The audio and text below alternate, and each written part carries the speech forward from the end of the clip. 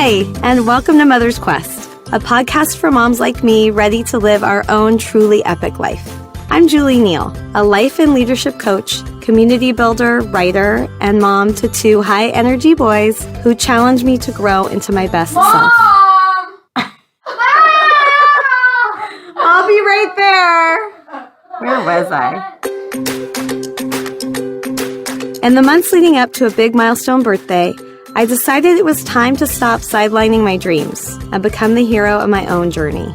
I knew I didn't want to do it alone, so I created this podcast to learn from other moms further ahead on their quest, so their words of wisdom and lessons learned could help light the way for mine. I created this podcast for myself, but I hope you'll come along with me and find some treasures of your own.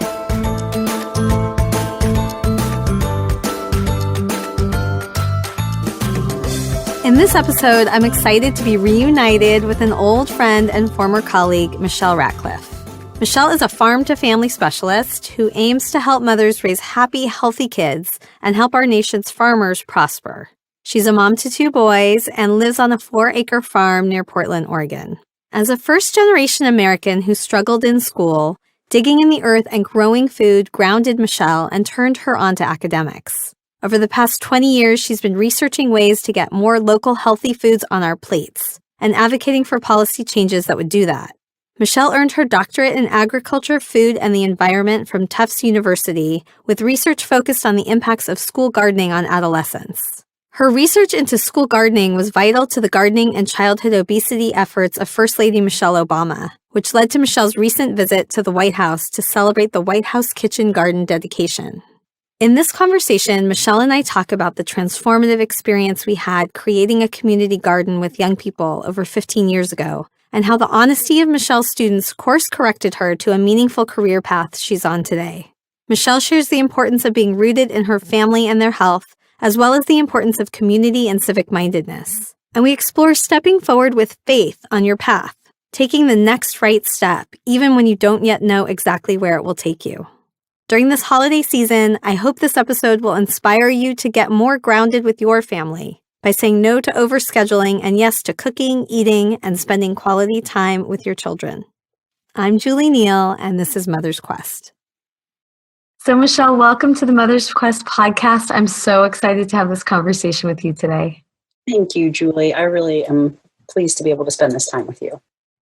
So I called you a few months back when I got very clear that I wanted to start this venture, Mother's Quest, and I knew that you had been on your own quest and journey of your own, and I just really wanted to talk more and hear your story and let your lessons learned and the wisdom you've found along your road so far guide me, and that's really the purpose of the podcast. It's to share the stories and lessons from other moms that also identify with being on a quest of their own.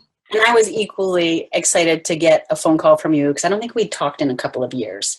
And in my life, it seems that Julie Neal pops up just at these moments, critical moments in my life, and sort of times when I'm at a fork in the road and have to choose one way or the other. And that was very much the case. Gosh, was it 15 years ago when I met you?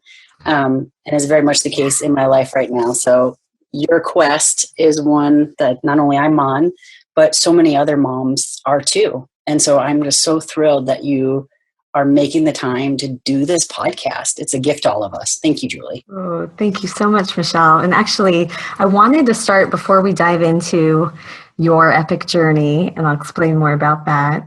I wanted to actually start with our connection, which was about 15 years ago. And you and I both worked together at an organization called Alternatives in Action, and they're actually celebrating their 20-year anniversary this year. I'm amazing. Part of that committee, and it's incredible. But I was really curious. There are some lessons that I learned when you and I were working together there that have been really present for me. And so I wanted to ask you, what do you feel are some of the things you took away from that common experience? And before you answer that, just for anybody listening, Alternatives in Action is a youth development organization now based in Oakland. And when you and I were working together, Michelle, we were at Alameda Point, which was the old Naval Air Station. And the project that we were working so intimately on, which was a really transformational project for me, was the creation of the Alameda Point Community Garden, which was a place at the Naval Air Station that brought together formerly homeless families along with other people that were living there and working there, and really wanted to be a space for literal growth of food for the families that were there, but also a way to bring people together. And I was the lead of that project, but you were a major leader as well on the gardening side. So maybe you could say a few words about what your part was and what lessons you took from that experience. I was a primary coach, which, I mean, the way I frame it, because it was such a unique place, a charter school, right, a public charter school.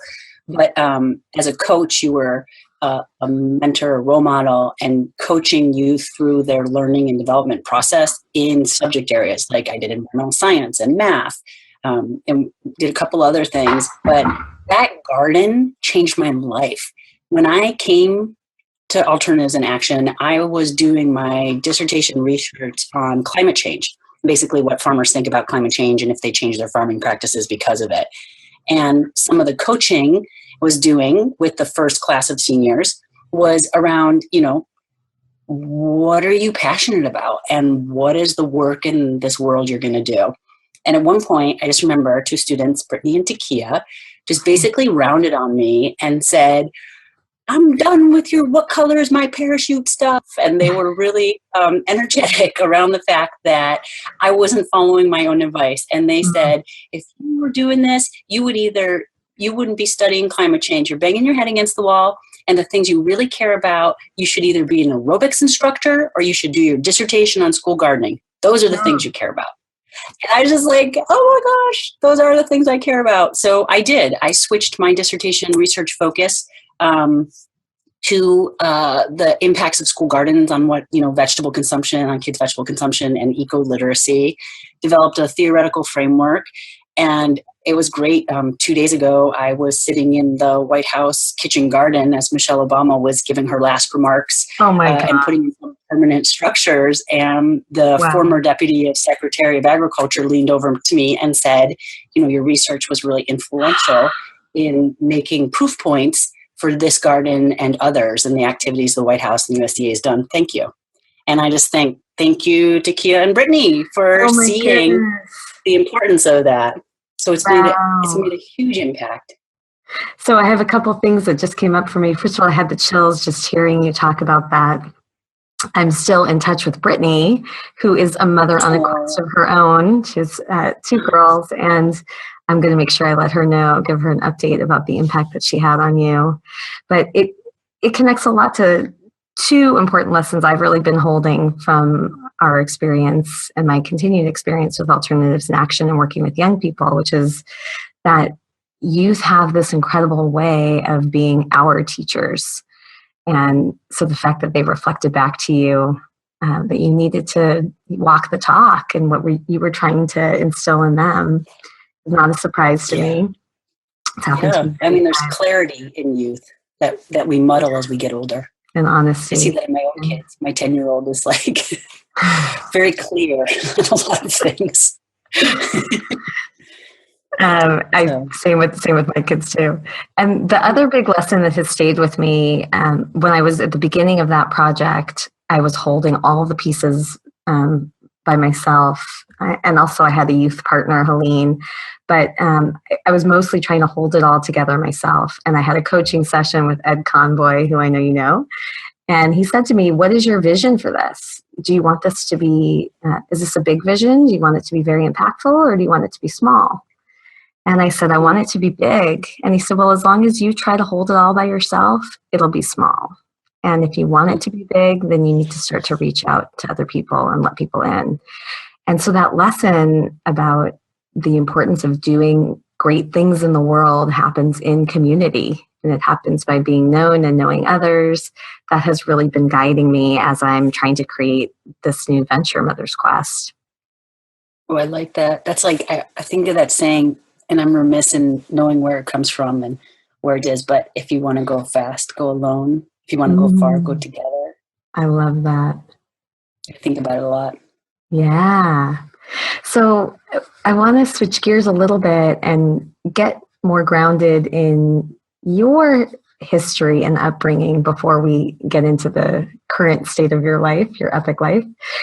Tell me a little bit about where and how you grew up. And I'm also very curious about what impact your own mother had in shaping who you are today. Gosh. So I grew up in upstate New York, outside of Rochester, and my father's family immigrated from Holland, like in the 1950s. So there's kind of always, and I'm very close with my Oma, my grandmother, when she was alive, and that they were never, citizens. So I've always kind of thought like most of me is first generation American, and my mother was extraordinary. Both my parents have passed away. Actually, that year I left Alternatives in Action, but the impact my mom had was, I always think of her as tough love. She had this, she was an educator, 36 years as an elementary school teacher. And she was like, she would stand at the door of her classroom and say, leave it here, leave it here. And her whole thing was, we are all constantly carrying around baggage and stress and our own life situations. And at any moment, and that moment's now, you choose to put it aside and do the important work that you need to do to rise above. And it didn't matter if you were in third grade or about to be superintendent of New York schools. I mean, I met people at her reception, her funeral, who were like, I'm in my position because Trudy Liebman pushed me to be. And I just think, oh my gosh, she did all these things. And it's funny in thinking of, Takia and Brittany telling me to do school gardening, when I look back at it, I had my own struggles in school. I didn't graduate. I graduated high school with about an 8th grade reading level and comprehension and ability. So I really had to muscle my way through finishing. And even now my family's like, I can't believe you even finished college. But, and got your dissertation. I know. You're a doctor. I know, it's really funny, but it's like upstate New York, very, middle class, trying to like climb the social ladder environment that really was not very nurturing to me at that time. And I just remember fighting with my mom. I was probably in 7th grade, and I couldn't go to the mall and like get my ears pierced for like the 3rd time because it was the 80s and that was the best thing you could possibly do. And I was so mad. I like went out into the yard with a shovel and started digging. Wow. And I dug up their whole suburban little postage stamp yard and created these gardens that look like dinosaurs and look like other things. But it was that moment that actually changed for me. I went on to do like massive tree plantings in high school. I went on to do gardening, every summer. My mom's divorce agreement, here's another thing with my dad, was that he would pay for college because my dad never finished high school. And my mom was like so into college and education. So my mom was like, be damned, you are going to college and this is what we're doing. So she basically dragged me there literally, which is embarrassing because I know like what a privilege it is to be able to do that. But at the time you weren't feeling that 17, way. Right. Exactly. So I would just say tough love and consistency and those experiences, really and digging in is what shaped, my entire career and lifestyle around when you get rooted and dig into place. Wow. And into the people you're with. And this is the same thing we had at Alternatives in Action. Like so many good things happen. You do better in school. I did. It turned me on. I started reading and I couldn't stop. And I went on to do a PhD with research in school gardening, right? And then it makes you feel healthy. It gives you a sense of place. We now know how it can help local economies and farmers. So I think it's just that whole big picture and early formative experiences, whether at the time they seem challenging, most often really kind of come to play later in life. That is an amazing story, Michelle. And I'm struck by the power of your mom, which I can totally see in you. And also just this metaphor about digging in. So incredible. Thank you for sharing that. Yeah, welcome. So let's dig straight into this idea of living an epic life. And then I want to hear the ways in which that's showing up for you. So epic has two meanings for me and for Mother's Quest. The first is this idea that we can be a hero of our own journey, an author of our own story, not just have life happen to us, but really design the life that we want, that we feel is going to be meaningful. And that when we look back on it, it's the kind of story that we would want, it's one for the books. And the other is that EPIC is also a mnemonic acronym for the things that I kept realizing I feel like when you're a mom raising your children are the guideposts for living that epic life. So E stands for engaged mindfully with your children. P is passionate and purposeful, making a difference beyond your family. I is invested in yourself, and C is connected to a strong support network. So you're in community on the journey. So I'd love if we could take these one at a time and just see how they're showing up for you in your life. How's that sound? Yeah, that sounds great. Okay. So engage mindfully with your kids. I'm wondering, what are the ways in which you feel you are most able to do that in your life? My kids, so I have two boys, and as of recording this, they are 7. My 7-year-old son's name is Henry, and my 10-year-old son is named Landon. And when I even think of that, I'm like, gosh, I'm engaged with my kids in so many ways. I mean, I had kids in my early 30s, so a little bit older, and my husband and I just really went into the bubble, as you could say. At first I didn't understand what we were doing because that's not how my family was and how I was raised. But, we just really see childhood as this precious limited time offer, where we just want to be so fully there. I mean, and it's interesting too, because I have a lot of friends and colleagues who are like, gosh, you guys never go out. You need more date nights. You need this, you need that. And I just, I'm like, thank you so much. I would never say to them, you need to spend more time with your kids. It's just like, you do what's right for you, because everybody needs different things at different times. But, we try to do everything with our kids possible, actually. Everything from, last weekend we went to the art museum and then out to dinner, and we looked up restaurants and found really fun places to do. Mm-hmm. We play music together. We laugh a lot. We play games. I do garden club, and one of my kids likes to come to garden club and the other one doesn't. And the kid who doesn't like to come wants Lego robotics. So now we're doing Lego robotics, and we reorganize our work schedules to make that happen. And it's not always easy. Yeah. And I'm really intentional about putting away the screens at mealtime every day and just being there and focusing. And it's made a difference, because now, like, sometimes I'm like checking my email, or Facebook has me trapped one more time. I'm like looking at it while dishing things out. And they're like, don't you want to spend time with me? Actually, my son Henry actually said, aren't kids better than another text? Wow. That's amazing. I stop texting at night and in the morning immediately. Like, I'm done. So I would say we're very fully engaged in so many different ways, and, actively with them pursuing what they're interested in, and they get us involved in so many different things. It's really fun. That's amazing. I really appreciate the presence and the intentionality that it sounds like you bring to being their parent. I'll say one more thing. That we have done fairly intentionally, and that's not try to do too much. So we're not scheduled out. We're not, and I know this goes against what a lot of families would do, but we don't do sports. My sons just really aren't interested in it, like the group sports. But also what I've seen is hijacks a lot of families' evenings and weekends. Yeah. There's not a lot of downtime and kind of that rest and recuperation.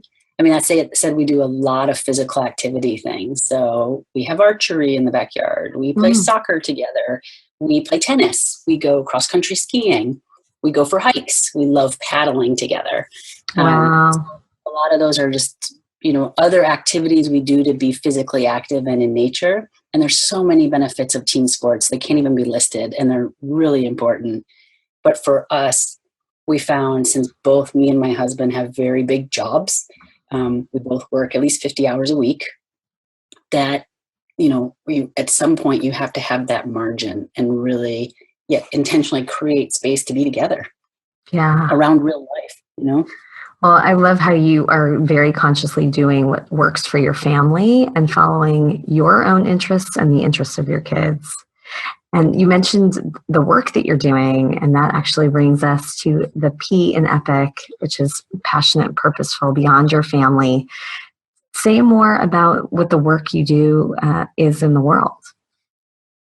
Yeah, I think having kids and being a mom totally changed my focus. A couple of things happened, because the work I was doing was the school gardening, and 15 years ago, right, when we were doing that research, we found that you can kind of change what kids think, know, and feel about food, but you can't change what they eat unless it's available to them. So I got really engaged in making healthy local foods more accessible, through farmers markets and CSAs and schools. And then is at this birth of a farm to school movement, which is now a common term, and I've been the farm to school coordinator for, at a regional nonprofit, for a Western regional lead for the National Farm to School Network. I was the farm to school coordinator for the state of Oregon in the Department of Agriculture. Oh my goodness. And I worked on garden stuff with the Department of Education. And, all those things taught me that, because I was, career mom doing all these big things, that, gosh, why is this so hard? When people say this to me, Michelle, if you can't do it, no one can. And I think what they mean by that is, if I can't, on my little 4-acre farm with, a PhD in nutrition and school gardening, and tons of years of experience in the school garden and cooking and these other things, if I can't make an easy time raising happy, healthy kids, how can we expect everyone else to? And so then, you kind of layer on that the last... No pressure. The last 7.5 years of the Obama administration and the incredible laser focus that First Lady Michelle Obama has brought to issues of childhood obesity. And now it is norm that people have school gardens, and people recognize the importance of gardening and cooking and eating with families. And so all this kind of came together, and I've been doing a bunch of different work. I joke my day job is that I'm VP of Sales and Marketing for Truett Family Foods. We're a regional all-natural foods company making hummus and bean dips. And then my passion project is Rootopia, the idea of being rooted and having this amazing experience with your family.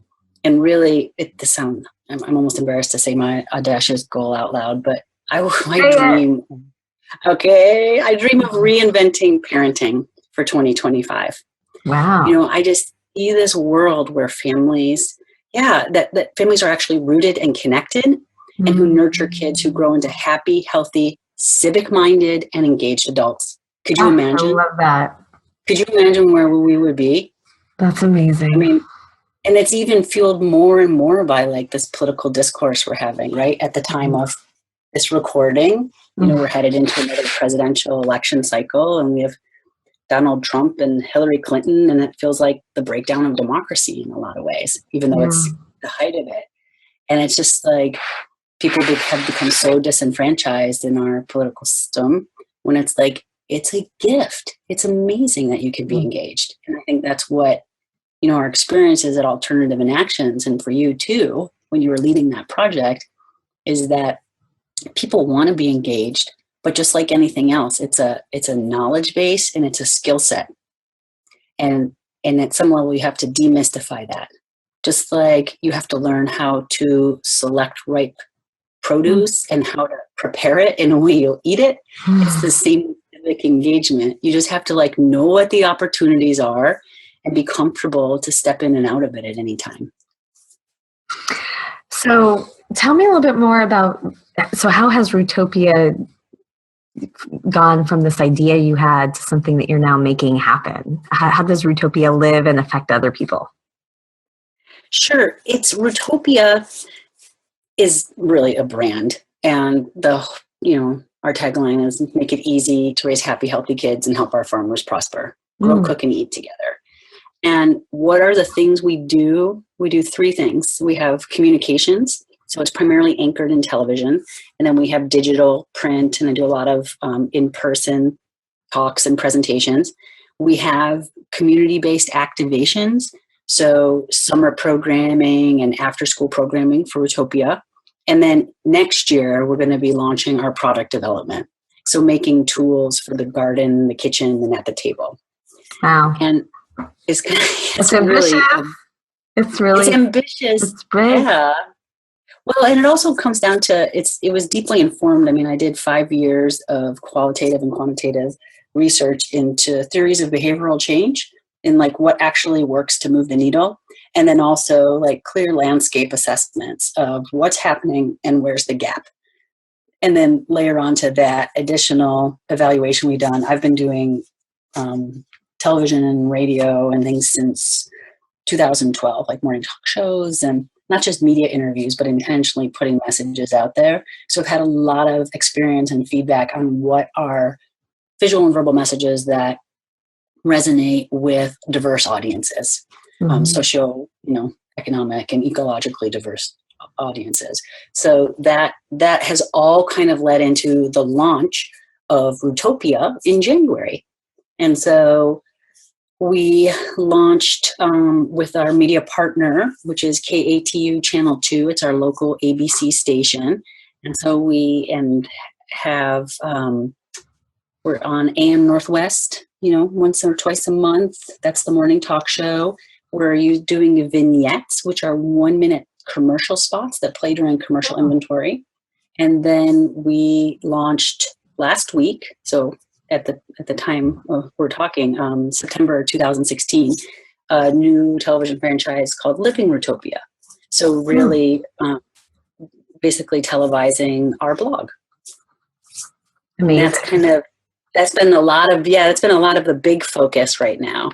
And then this summer we also launched Rootopia Camp and after school programming. So my role in that is taking the vignettes that we do on television and making actual activities that you can do at home or in after school programming. And then I train educators on using those materials. And I work with the school district STEM coordinator to, ensure that these activities are next generation science standards connected. And that also we're really thinking of our STEM or STEAM, science, technology, engineering, art, and mathematics, making sure that we're thinking through how we're incorporating those concepts. And so that's all very much in the beginning phases, but it's definitely, resources and partnerships are in place, and it's germinated and taking root. It sounds absolutely incredible. And I'll have links to Rootopia in the show notes. And I've already started following some of what you have available there. And I'm so excited to continue to see it grow. It's an amazing vision and one that's really needed. And so what I want to get to next actually is the I in EPIC, which is invested in yourself. I'm really curious about what needed to shift for you. And what are the ways in which you had to invest in yourself to make all of this possible? And this is because I'm just really curious as I'm growing this venture and noticing all the places where I feel challenged. What did you learn about yourself along the way to make all this happen? I think that question, like what needs to shift, first of all, is my husband and I ask that all the time because it is fast moving, like what the response would be. So for example, I noticed in myself, I said my family was the most important thing. And then I review my year and I'm like, oh great, during our spring break ski trip, I spent every day but one holed up, in a room typing, either another grandparent proposal or an article or something, right? And I had done that so many times, things like that, for example, that even though I said my family was my priority, I wasn't actually time allocating in that way. So investing in myself was also investing in my values and just getting real clarity around that. I think there's a thing of investing in your health and what you do. I'm really conscientious of the foods that I eat and the foods I feed my family. That's not to say I don't have my fair share of Cheetos and things that I love to eat. So I'm not like driving myself crazy with it. But I do know that I just heard someone say this, and I wish I could remember his name, but he's a famous sports guy. And he said, "You are the CEO of your body. And your health is your business." I was like, that's right. I love that. So I think there's something definitely there. And I do struggle with that in that because of our work schedules and kid coordination, I haven't calendared that. So, starting a month ago, my husband and I just like reworked our schedules so that we could both fit in, 3 to 5 exercises a week, one way or another, whether that's a walk or run or Pilates or whatever it is that feels really good to us. And then I would say professionally, I probably spend 2 to 4 hours a week, primarily in the car, listening to podcasts and audiobooks on professional development, one way or another. So identifying that, our careers, the landscape of skill sets is constantly changing. Like, how the heck did you learn how to do a podcast? It's important. There's a lot of little things to learn along the way. So that would be another way I invest. And what I'm wondering about are the things that are internal for you, like the mindset shifts that you have found to be the most important. My mindset shifts. Some of them are new and fresh, so it's almost hard to talk about because it feels a little vulnerable, but I'll do this with you, Julie, is that I didn't even know how much my ego and sense of self was wrapped up in the work. Like my sense of urgency and importance of the work that I was doing kind of fueled my sense of myself. I don't know how else to say this. And maybe there's a more elegant way to say it. And when I let those kinds of things go, just so much less stressed and let that go in the sense of like, again, what really matters is my family. And what that looks like is the house isn't always clean. I don't return phone calls. Like I'm playing a board game. Like I got a mean game of Monopoly to play. Not that, and that's a huge shift. It's actually like kicking it down a gear and going slow and going slow so that, and we learn this from teaching, that you just create an environment where magical moments can happen. And then you take advantage of those moments. When it happens, you slow yourself down. When it happens. So that you're available for them. And that was a big shift. That's amazing. Especially coming out of a doctoral program where you're kind of on an East Coast, Ivy League college, where you're like really driven, to like this pinnacle of like, you're the top of your field, and a lot of people's perceived value of each other is in like how overbooked you are, and how many grant if you're busy. You got in the door, and how many you got in the door. So if someone is goal oriented, I've never actually done it. Oh, I did it when we had the babies actually, because I freaked out, when you first have a baby, it's often. But just like, I haven't done anything. So I started like keeping track, and I was like, I changed 24 diapers today, and I nursed for 7 hours. And when you look at that, like if you're really a goal-oriented person, you could do that, with being intentional about your health or your life too. Love that. And your kids. There's another lesson I got from you recently, and I want to hear a little bit more of the story about stepping into faith, taking a bit of a leap of faith. Can you tell the story about your studio? Yeah. Oh, our barn that we took down. Yes. And okay, so I live in Oregon in the Willamette Valley, and we have found ourselves like in this amazing place, and I don't feel like we own anything. I feel like we just bought the rights to be caretaker for a little while for the original farmhouse that was out here. So they settled the West in 640-acre plots, and the families are all still around us actually. And so we got this place, and it came with an old barn that was the most beautiful lawn ornament you'd ever seen, right? But it started leaning over, and we were like, okay, I mean, we couldn't even use it. You couldn't go in there. And I actually had never even been upstairs in it because you could walk through and the ceiling wasn't safe.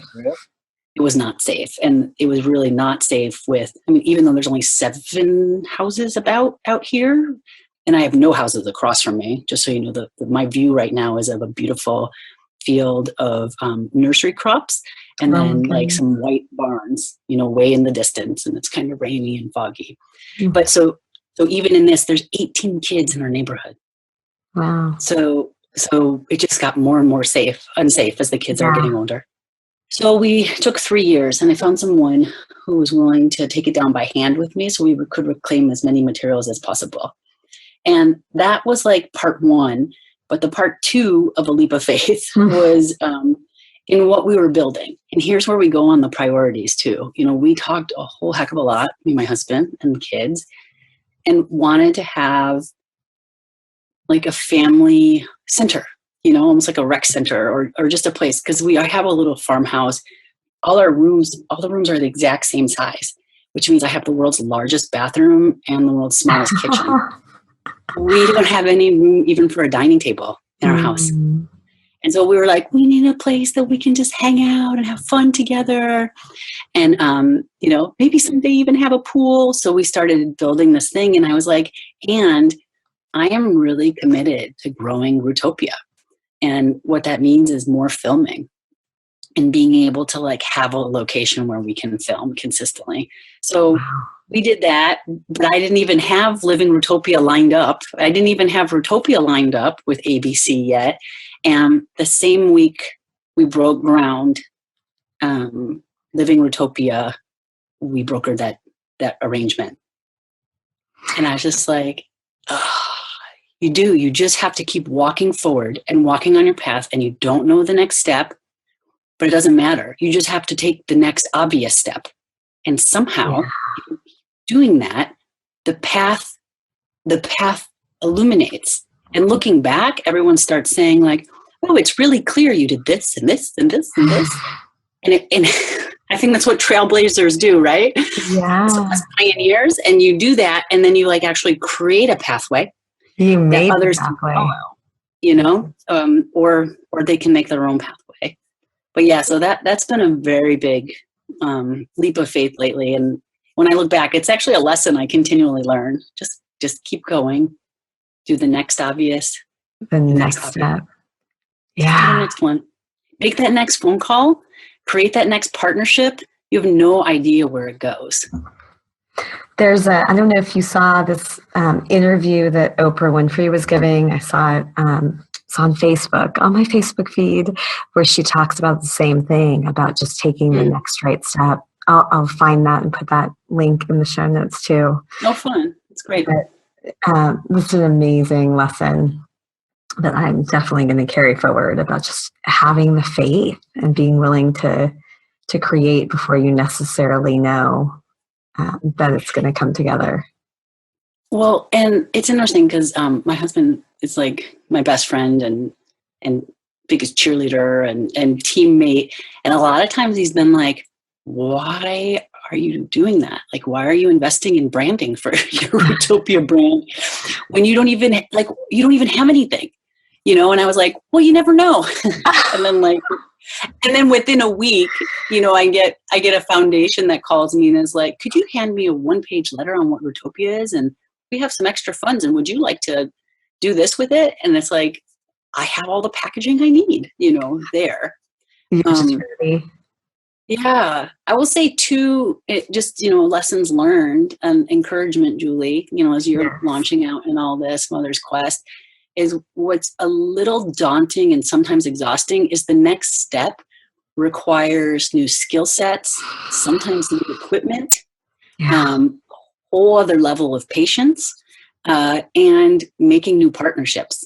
And you just have to say, okay, I'm going to keep trying that, and remind yourself that you've done this so many times before. It's like I tell my kids, my son's like so sure he can't read, in second grade. It's too hard. It's too hard. And I'm like, well, you used to also not be able to play piano, and we were driving the other day and he's like looking out over, we went through this, field of blueberries that was like a mile long, right? And he goes, that's a lot of blueberry plants. And I was like, it is a lot of blueberry plants. He's like, that farmer worked a really, really long time to plant all those blueberry plants. And I was like, yep. And he goes, just like reading. Wow. I gotta just keep at it. I know. So, oh my God, amazing. Just keep at it. Thank you. Thank you so much, Michelle. I really appreciate this. Is exactly why I want to do this podcast, because it's hearing these stories and hearing you talk about this and your own leap of faith and your own way that you've invested in yourself and the things that matter in your kids, in your work, and where you've come to, that you were in the White House, with Michelle Obama. It's an amazing story of inspiration. So thank you so much. And actually, you led me into the last C, the C from EPIC, about community, because you started to talk about your partnership with your husband and other partnerships that you've made. What do you feel like have been the biggest lessons learned or ways in which you're connected to a strong support network and that helps you live your EPIC life? A couple things, and it changes the more steps that you take. At this point, I can't wait for you to get your Mother's Quest groups together. I want to join one of those. It sounds really, really one of our circles. The Mother's Circle. Yeah. I love that concept we were talking about. The, let's take an example of farm to school. Was just kind of well, what is that? And what's happening? And, one of my colleagues, Anupama Joshi and Marion Kalb and a bunch of other folks got together and started a network, farm to school network. And we did one in Oregon Farm to School Network. And the idea of just getting people together, that's like step one. And then step two is like, what, if anything, do we want to do with each other? And step three is like, how are we going to work together and get the resources we need to accomplish that? And that kind of getting together with people around, where you find mission alignment is invaluable to our society. Not only personally, but that's what civic engagement and democracy are. Voting is one thing, but recognizing the world we live in and the way it exists is because somebody thought of it and made it that way. Yeah. So the world we're creating somebody for our else kids. Brought somebody else Yes. in. When I was talking about what I learned from the garden about, the things that really matter most to you in life, those things are going to happen in community with other people. Yeah. I will say being rural, I'm very rural, and having my bestie girlfriends being all over the country, because I've lived in 15 states and, a lot of them are in California, but that we don't necessarily get together that often. And even my awesome sisters, like one sister lives in North Carolina, another in New York, another in Delaware. Community and family is so spread out that sometimes it does feel like, hey, wait a second, what are we doing? So, making intentionally getting together, even though it's so complicated with everybody's families. And then on a day-to-day basis, that's one thing. I actually just went part-time at my day job because that was part of it, is I don't have enough time to feel good about what I'm doing with my kids and my school. And so being intentional about, really digging in more to my local school community. So I volunteer in our school garden, and volunteer at bingo night, and, just show up. I guess that's the whole thing. Just show up, even if it's I don't know where I'm supposed to stand, or, I spent 2 hours getting ping pong balls for goldfish. They were like throwing ping pong balls of goldfish. That's so random. And I was like, what am I doing? But that's community too. Yeah. You know, and it looks kind of funny and in different ways. And it's not always glamorous. It's not always glamorous or deep Right. or thoughtful, but it is intentional, you know? Yeah. So just show up would be the thing. What is it? 99% of success is just showing up. Is that Woody Allen? I don't know. I'm going to have to find the sources to all of these great quotes that you've shared. Put them in the notes. I'll look it up. But yeah, and the showing up, I really feel like is so true for your kids. I mean, they just, even if they are busy running off with their friends, doing their thing, they know that you're there. And then when they need you, they come back and they know they can get what they need from you. Yeah, I love that they bring their friends over, like a lot of times, because they know, like, I will make them food, I'll ask them questions, and I will get out of the way. You know, like I just think my mom was really good at doing that. Like my friends would come over and she'd be like, oh, you guys hungry? And I'm like, no, come on, leave us alone. And then all of a sudden this whole plate of fresh fruit and like, popcorn would show up and we're all like, yeah. You know? That's amazing. Well, Michelle, I'm so grateful for this time with you. And before we close with acknowledgements, which I know we used to do together at Alternatives in Action, I wanted to ask you if you have anything you want to offer for me or anybody listening to do this week. So just a little reminder, I'm committed to, as I interview a different guest each week, following through on whatever their suggestion is for how I can live a more epic life, so that I'll be taking in these different practices and experimenting and sharing about my own experience through the blog or on the Facebook group. But I hope others listening will also decide to say yes to what you suggest. So what would you like us to do? It all comes down to grow, cook, and eat together. So on our website at Rootopia.com, we have a couple different activities you could do, but how about for you, Julie, and knowing your family, some kind of recipe? And I guess I would steer you, if you were looking for a snack, we have these chili lemon carnival poppers. They're like garbanzo bean poppers that are a healthy snack. Or, at the time we're recording this, it's more fall. And there's this great recipe for roasted roots and leaves, which could be delicious. And maybe go on there and leaves. You can eat leaves. And that's really fun to do. It's really fun to show your kids is that, like, what are the parts of a plant, right? Roots, stems, leaves, flowers, seeds, and like look at all the things you eat. And even in your meal or your supper, and they will be surprised that during the course of the day or the week, you are going to eat roots, stems, leaves, flowers, seeds. That's so and that's good. Something to do this week. How's that? I love it. So we'll have, tell us the name of your website and we'll have a link to that too in the notes. So it's rootopia.com. So ROOTOPIA.com. Okay. And there are a lot of recipes there. Yeah. Okay. We call them tradition making recipes, things you're going to want to do again and again. But not too many. I didn't want you to get overwhelmed, because I get overwhelmed really quickly. That's great. Just a few tradition making recipes and then evidence-based practices. So things that I know from studying the research and that's evidence-based. It's really just a fancy way of saying I did your homework for you. Activities that actually have those outcomes of, social development for youth and engagement for families. Fantastic.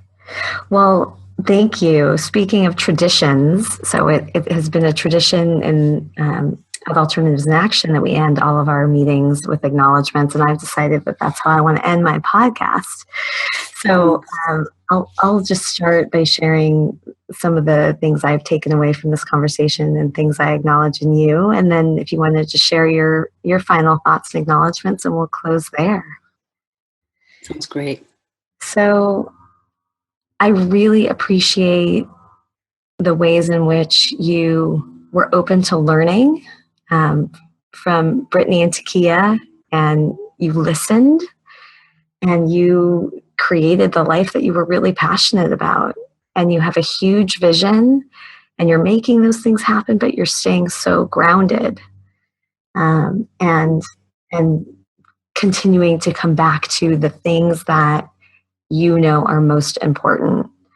Getting, clearing your ego out of the way when you realize that it's taking away from the things you value most, and all the ways in which, growing, cooking, and eating are built into the fabric of your family. So I'm going to really take a lot from those lessons that you shared. Thank you, Julie. And I would like to appreciate and acknowledge you, not only in, now I've known you for 15 plus years, and you did it again, even in this conversation, is just ask me prompting questions that help create a framework and a way of looking deeper at life. Like you just inspire that in me, and I know so many other people. And I'm just so tickled that you are making yourself available and being willing to open up and let people join you on this journey towards an epic life. It's really fantastic. Thank you. Thank you so much, Michelle. Have a great rest of your day. And we will definitely be staying in touch. I can't wait to continue to see how Rootopia and you and your family grow. Thanks, Julie. Take care. Bye. Thank you so much for coming along with me on this episode of the Mother's Quest podcast. I hope this conversation sparked something that will help you live your epic life. If you'd like to get show notes and learn more about how to join the Mother's Quest community, head over to mothersquest.com. And while you're there, I would love it if you would follow the prompts to subscribe, leave a review on iTunes, and help us spread the word. I want to end with some words to light the way on your quest. Seize the day, love your people, honor your gifts. Until next time.